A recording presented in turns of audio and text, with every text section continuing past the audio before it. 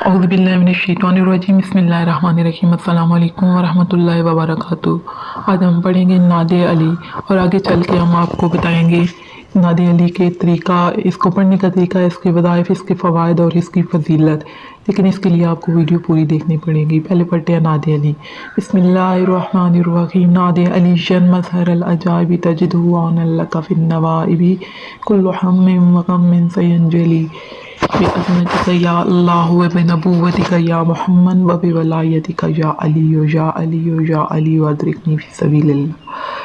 जो शख्स दुश्मनों से मुकम्मल तौर पर महफूज रहना चाहता है तो उसे चाहिए कि 1000 दफ़ा नादे अली पढ़े। इंशाअल्लाह दुश्मन की शर से महफूज रहेगा। दुश्मन की ज़ुबान बंदी के लिए 3 रोज़ तक रोज़ाना 100 दफ़ा नादे अली पढ़े। अगर आप पर बेजा मुकदमे में घिरे हुए हैं तो रोज़ाना 40 मरतबा नादे अली पढ़े जब तक मुकदमा से बरी ना हो जाए। माल में खैर बरकत के लिए रोज़ाना नमाज फजर से पहले 91 बार पढ़ें। अगर आप बहुत मुसीबत और परेशानी में फंस गए हैं तो वज़ू बनाकर 1000 दफ़ा नादे अली पढ़ लें। अगर कोई शख्स आसेब से मुतासिर हो तो 15 दफ़ा नादे अली पढ़कर पानी पर दम करें और पानी को मुतासरा शख्स के चेहरे पर छिड़कें और पानी पिलाएं।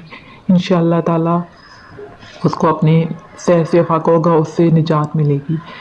नादे अली जो है वो इसका पढ़ने का तरीका ये है कि सबसे पहले आपने 11 मरतबा अव्वल व आखिर दुरूद शरीफ, दुरूद इब्राहिमी लाज़मी पढ़ लेना है। इंशाअल्लाह ताला इससे आपको मज़ीद फजीलत और फ़वाइद